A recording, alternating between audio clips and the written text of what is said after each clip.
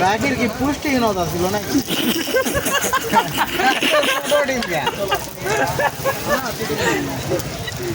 কি ছিল? ডিম দেখে অতিরিক্ত ছোট মনে হচ্ছে না। প্যাকেট বলে পুষ্টিহীনতা। হালকা হয় হয়।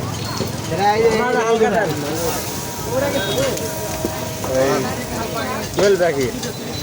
আরে তো সমস্যা ভ্যাল করিস না মামা।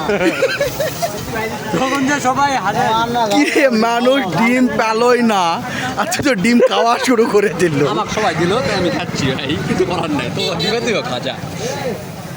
হ্যাঁ, ডিম চলে আসছে, খেয়ে ফেলবো। এই যে আমার বন্ধু গোয়ার ডিম।